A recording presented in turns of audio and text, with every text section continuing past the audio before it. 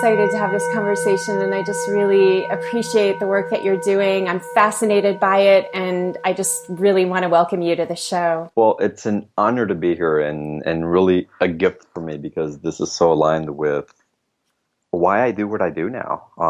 And I decided to dive into this type of work years ago because I wanted to share what was possible when we create from our hearts, when we create from our purpose and passion, or even when we're diving in to figure out what our purpose and passion in, and what stems from there is, it's all part of the joy of what we get to do here as we live on this planet. So thank you for the invitation. And the first question I had for you that I'm so excited to hear the answer to is, how did you get started with the Beyond the Ordinary show? Oh God, this is a 30-minute show, right? I'll try to keep it short. So I was working for a speaker who was starting her new platform. She had done a lot of speaking events on stage, and was used to doing that model for a while, and she was semi-successful at it. But her message and what she taught, the processes that were available, were absolutely amazing. They blew my mind away, and they really changed my life. And the second I had actually hired her as a coach, and we worked through these processes that were very deep shamanic processes. And after each one of those processes, I could feel things shifting in my life, the energy of it, the intention, more confidence was coming in. So I knew there was something really special about this, but without a doubt. And after working with her for about 10 weeks, my contract with her was up. I'd hired her for 10 weeks. And I said, hey, I need to go another 10 weeks with you. She's like, I actually need to fire you as a client. It's like, what are you talking about? It's like, I can't work with you anymore. It's like, why? She's like, we're co-creating now. You're no longer someone that I'm coaching. You've gone through this faster than anybody who I've ever taken through this in the last 25 years. And I want you to help me build my platform. And I said yes immediately to that. And so I got certified in coaching other people through these processes. It's reformatting your cellular beliefs, a deep shamanic forgiveness process that it goes down to the layer of our core wounds and hurts, and really we retrieve thousands of soul pieces. We do soul retrieval or disembodied energy, if you will, all at the same time. And I dove straight in head first, and it was amazing work. And we did great work on the platform, but after a while, the platform wasn't quite taking off. There was investor money and a lot of things that just weren't jiving with what we were trying to build. And I knew it was time for me to transition. I kept saying, hey, I know you can't afford me anymore. It's time for me to go. You can't. It's like, no, you need to stay. You need to stay.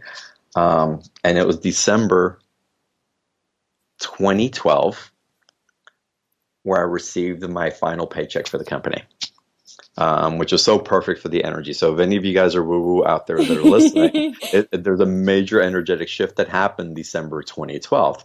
Well, that was my last paycheck, and I didn't know what I was going to do moving forward from there. So I was like, you know what? I know you can't pay me anymore. I'm not going back to corporate. That's not going to happen. So I'll hang out here, and the platform either takes off or I'll just trust source and see what comes in. Well, I worked for January. Nothing was coming in. And so I started asking for guidance. It's like, okay, what am I supposed to do next? And all I kept hearing was like, don't worry about it. It'll come. It's like, all right. February came up. Okay, what am I supposed to do next? I'm living off my 401k. I've got about 3 months worth of reserves to really pay my bills off my 401k. And then after that, it's really gone because I dipped into my 401k before supporting this coaching platform and other things that we were doing. Month 3, it's like, okay, guys, I really need an answer. What am I supposed to do? And the beautiful part about all this, Leisa, was that the whole time that I was asking, it wasn't from a stress standpoint. It wasn't from, oh my God, my money's going to run out and I'm going to be out in the streets desolate. I can't support my kids, pay child support, all these things that I had to do. It wasn't from that. It was really like, okay, I'm ready for the next thing. And as I would hear, don't worry, we'll let you know, I would relax into it for the next few weeks until I'd ask again. And I just trusted. There was like this grace and fluidity that started to flow in. And it didn't come from a fear-based perspective. I just allowed the energy to come in. So after the fourth month, I asked and I finally heard, start this telesummit. It's like, you want me to do what? Start a telesummit. It's like, okay, well, I'm going to run out of funds by mid-May. So it'll be really nice to get this set up really fast. Because after May, I don't know what else I'm going to do. My credit cards are maxed out, nothing left in 401k. Okay, let's start it. And I remember I started planning the summit in the beginning of April, no, the end of March, beginning of April, and we launched the summit May 6th. So I'm approaching my 4-year anniversary on it. And Leisa, the people that showed up to support the launch, the speakers I was inviting speakers last minute for me to interview them. I lined up 40 speakers, and not just any 40 speakers. I lined up some of the top names in the transformational community to be on the show. And not only did I line them up, they also promoted for me. So it wasn't just an email invitation. It was a conversation I was having with each and every one of them. And they kept saying, we don't know why. You don't have a platform. You don't have an email list. But there's something about what you're doing that we absolutely have to say yes. And typically, by the way, people ask us 3, 6, a year out in advance to book these interviews. I was inviting people like Bob Proctor, if you guys are familiar with that, Panache Desai. Rika Zimmerman was one of the speakers that was on, and she and I had developed a very close relationship afterwards also. But it's the people that showed up, Leisa. It was amazing. And I built the website and did the funnels, had the speaker invitations, and launched my first interview with Bob Proctor. And they even promoted for us, which made my list go exponential after the first season. But the second we launched, I was financially supported easily. But what was so beautiful about it is that I didn't do this for the financial security. I really did this because I had this authentic desire of wanting to share with people these tools that are available to all of us, but we haven't had access to. Whenever I started working on this other platform, none of my friends, none of my community that I was used to hanging out with, none of them knew about this. They thought it was woo-woo. They thought it was way out there, out of left field, and it was. But it works. And it opened up a new perspective and a new avenue of receiving that I didn't have access to before, that closed down doors of fears and scarcity and opened up new doors of opportunity that were ready to flow in if only I applied these tools into the application. Fascinating. What do you say to people when they haven't had that experience with creating a business? Like, that's truly remarkable, but it doesn't always happen that way. It doesn't always happen, and I worked corporate for 20 years, but while I was working corporate, I was also starting and stopping lots of different companies. And I can tell you without fail, the reason why those didn't work is because my intentions weren't really lined up. I was creating a lot of those businesses before because I was trying to do it for the money. I was doing it for approval because I wanted to fit in. I wanted to seem successful. I wanted the car. I wanted to support my wife. I wanted my kids to have everything that I didn't have.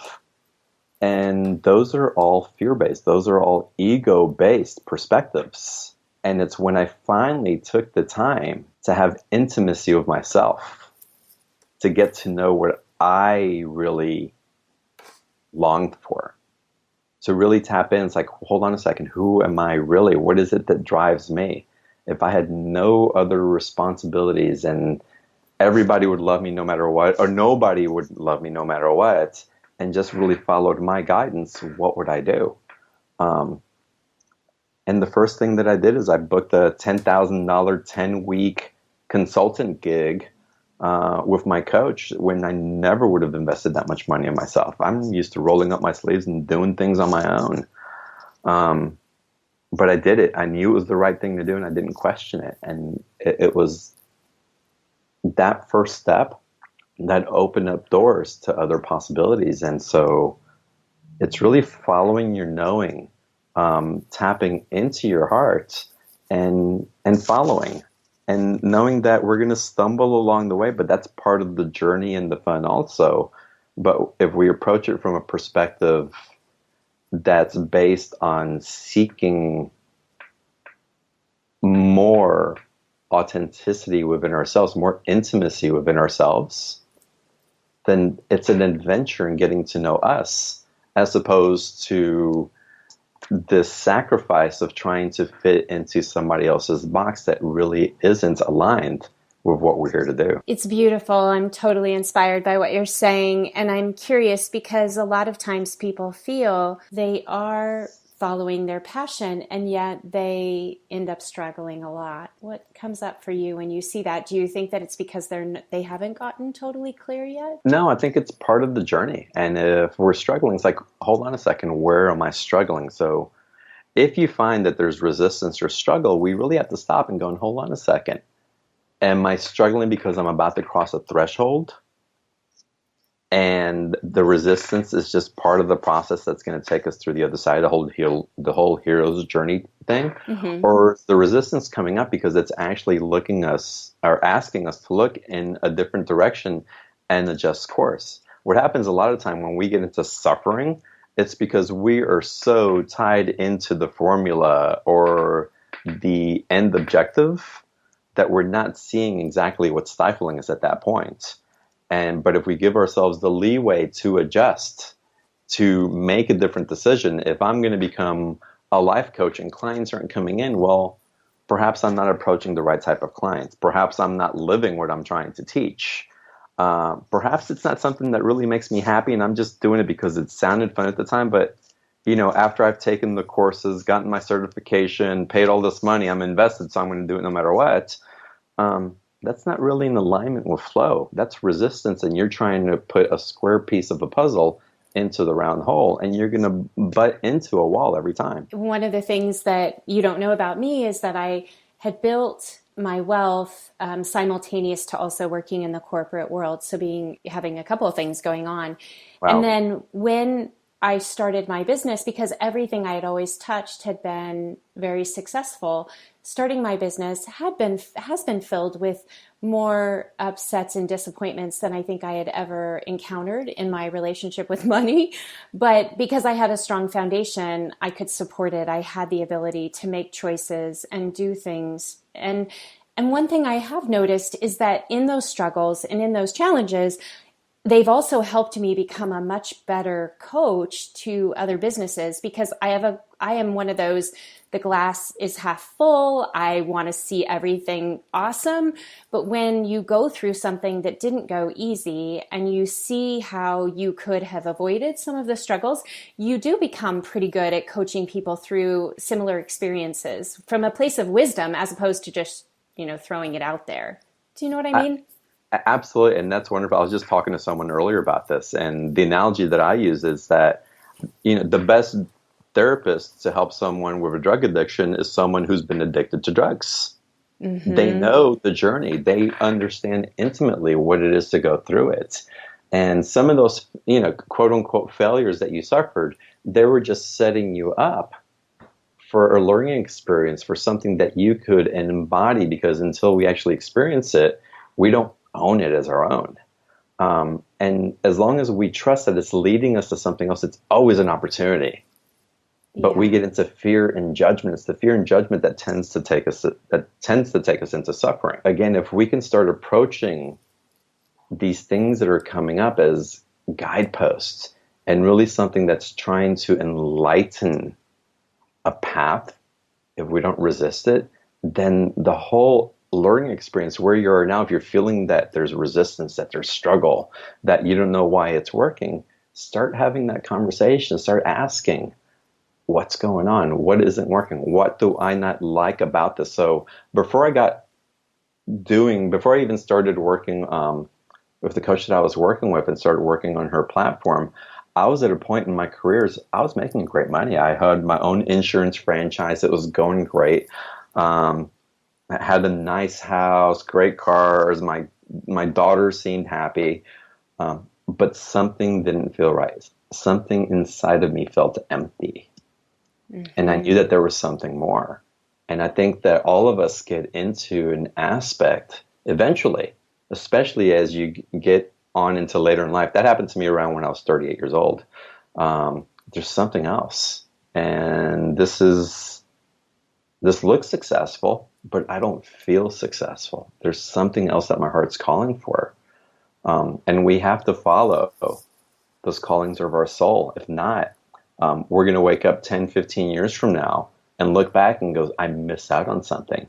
And you know it, but you don't know quite what it is. And you think that perhaps it's your personal relationship, your relationship with your parents, your circle of friends, your community, your sense of purpose. What is it that you really contributed? And that call came really loud for me. It probably did for you as well, Lisa. I can hear it in your voice. Yeah, definitely. In the late 90s is when that call came and just totally rocked the whole entire world to, my core. So I feel so fortunate now that it happened early in life, in my early 30s, that I'm on this incredible path and I do live with such incredible joy. I will say that throwing myself into the entrepreneurial realm has been a lot more than I had any idea of what I was getting myself into. But that Yeah. does make it, I've always been an adventure seeker. So it suits me. Like, I like discovery. I like climbing mountains. And I know that it's not going to be easy. Well, And, it's really funny, Lisa, because entrepreneurs are risk takers. And so I know looking back that I kind of self-sabotage myself just to push my limits. No, seriously. I I mean, believe we you. do it subconsciously. We'll say, well, this is kind of boring. Let me see if I can throw a roadblock up or something that's going to instigate action in a different way. So let me build a 7-figure business and let me let it dip to 6 figures, or maybe let me try to sell it or do something with it, or let me invest some of the money here and do that. And we're always trying to figure out new ways of getting to know ourselves.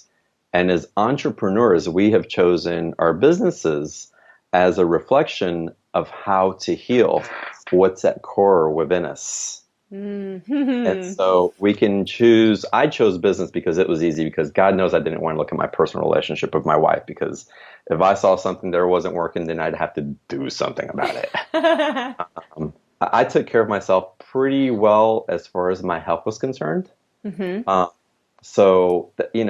I managed to skid by there, and I found out that there was a different aspect of taking care of myself and my body and my mind that really wasn't congruent. So I chose to learn my spiritual, quote unquote, spiritual lessons through business. I got to learn about betrayal in business. I got to learn about scarcity in business. I got to learn about abundance in business and then having it taken away. I got to learn how to have relationships with business partners, with the IRS, with my vendors, and how to transverse those different avenues that come up as you're raising your baby, quote, your business, and function from that perspective. And then everything else in life got to ease through. My relationship with my wife, who, we were married for 18 years, and we chose to transition that.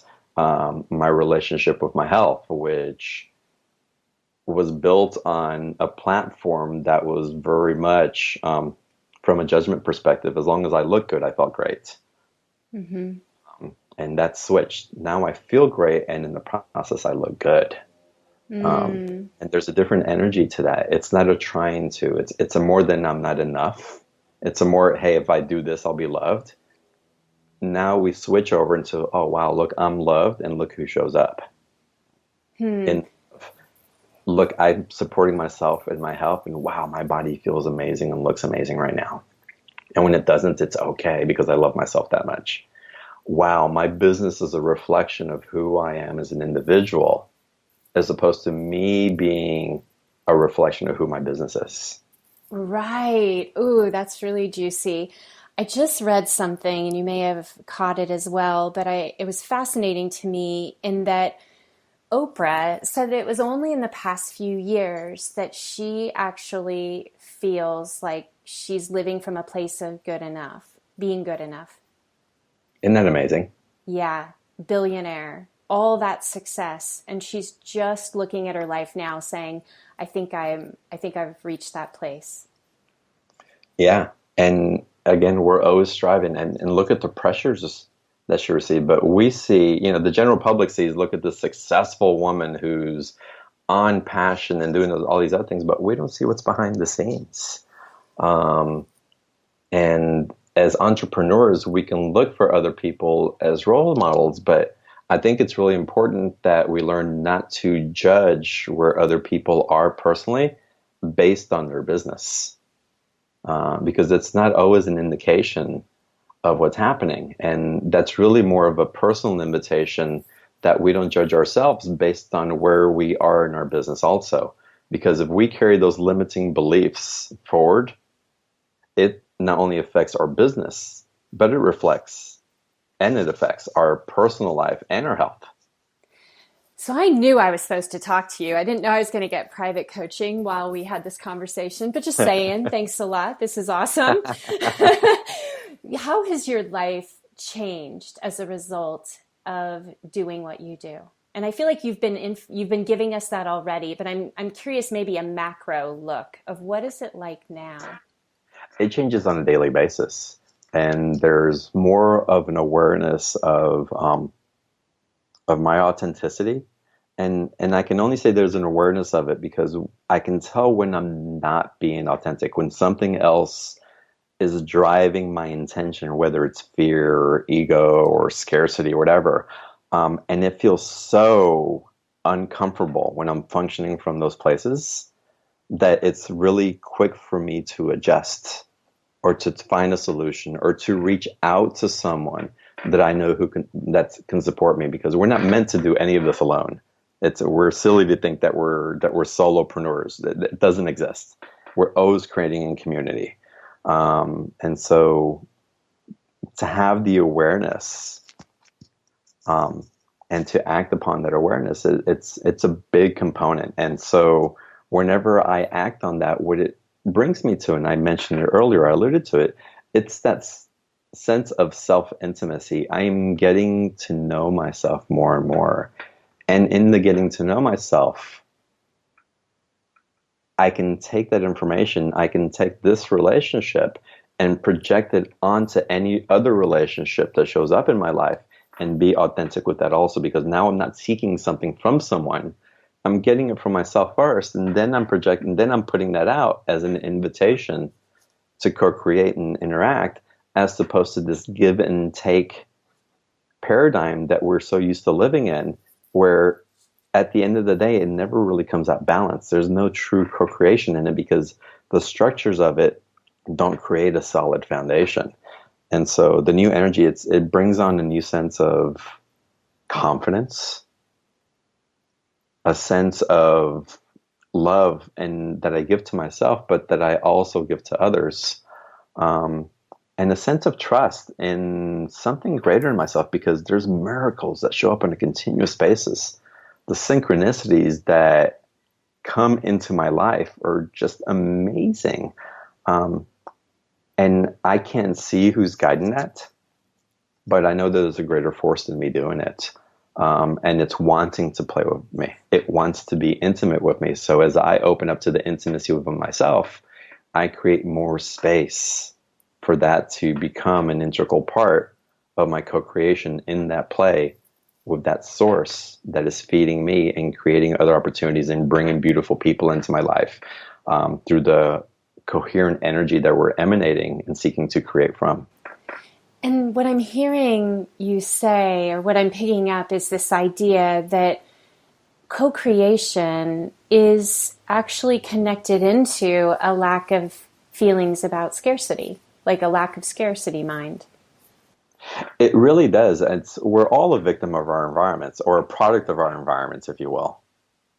And so it's Lisa, I'll go into the gym, and I've been working out for, the last 35 years, off and on, in several gyms. And I've lived in certain areas where everybody's just fit. That you go into the gym and they look just absolutely perfect. And there's this energy that you pick up from the people that you start emulating that energy. You start picking up their workout habits. You start co-creating. Hey, what supplements do you take? What do how fast do you run? How many times a day do you work out? It's all these different things that work out. And I'm using a very basic example. And that works great. And I can tell when I'm in those environments, like my body really responds to it. I'm more motivated. There's just this cohesion of energy that takes place. And in that, I get to benefit tremendously from it. Then I've lived in other places where maybe it was an older community or people didn't take care of themselves, or that particular gym, it just wasn't well maintained. And it showed in the lack of motivation. The energy wasn't there. At the gym, I wasn't as inspired as I was to push myself or to try new things that perhaps would take my workout to another level of getting to know myself in that fashion. And so we're all a function of our environment. We're all a product of that. And depending on what we want to create, we want to surround ourselves in an environment that's going to really support that and support it well. Mm. And what does abundance mean to you? Oh, abundance. I really go back to it's what I call soul success.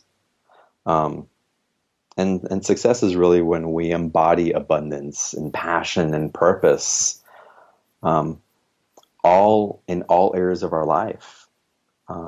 Abundance, and you guys have heard this a million times over, and you've known millionaires, you've known people who are very well off and they're miserable. And I grew up in South America in Colombia, and some of the happiest people that I met were people who were living off of pennies a day, literally. Could barely feed themselves, but my God, their hearts were so beautiful, and their family was so cohesive, and they would sing, and they would dance, and they enjoyed life. My God, that was abundant.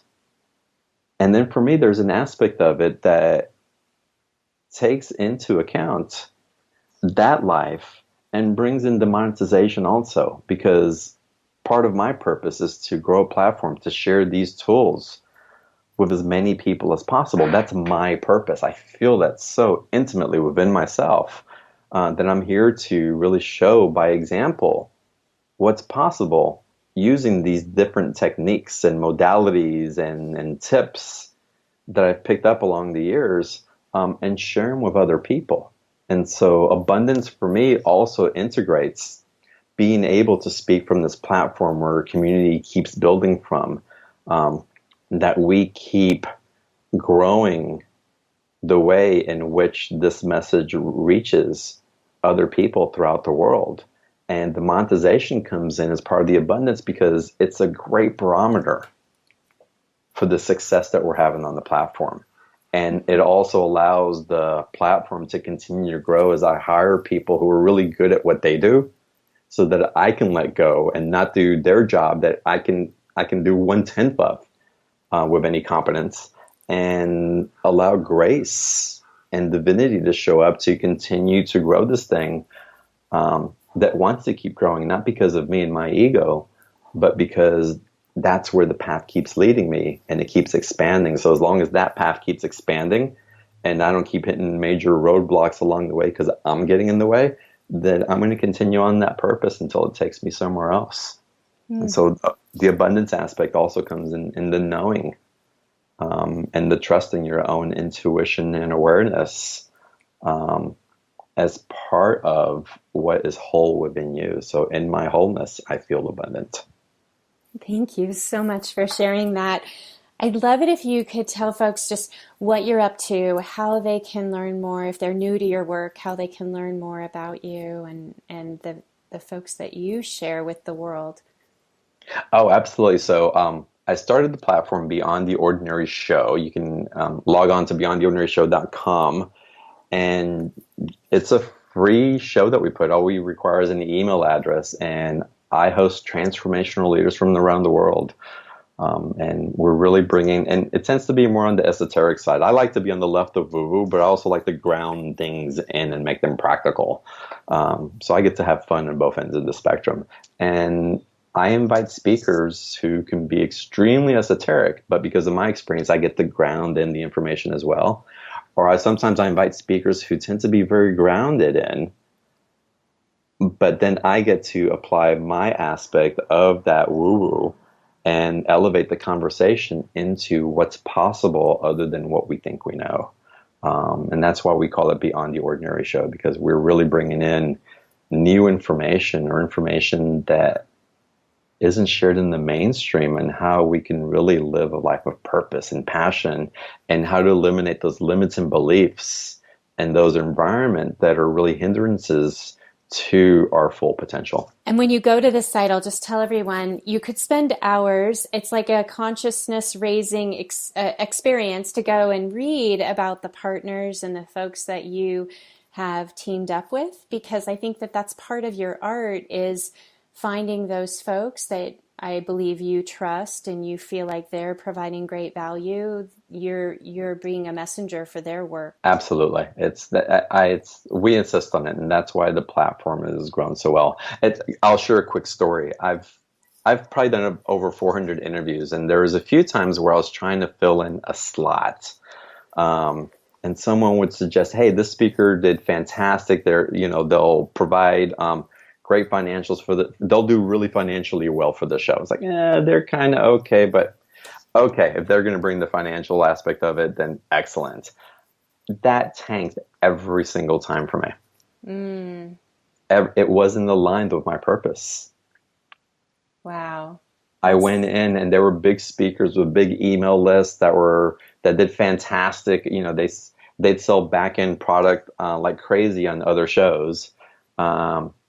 They'd come on mine and we'd have a fraction of what they did on other shows. And my show supposedly has a larger audience because it wasn't aligned with my purpose. It wasn't aligned with the energy that I bring in. And I knew it. And it was just a lesson that was waiting to come in. And I think I had to learn that lesson 3 separate times. That's not very many. It really is. Hey, I'm a quick study. That's great. I love it. I do. I learn from what the words that are used. I mean, I think even a lot of people who listen to this podcast would enjoy seeing the way that things have been marketed. I mean, there's so many aspects to your business, and I'm just really excited that I got to share more of you. And I'm actually hoping that you'll come back on the show again, because I feel like we're just scratching the surface. I agree. I'd love to come back. Absolutely. Anytime. Thank you so much, John, for being here. My pleasure. Thank you.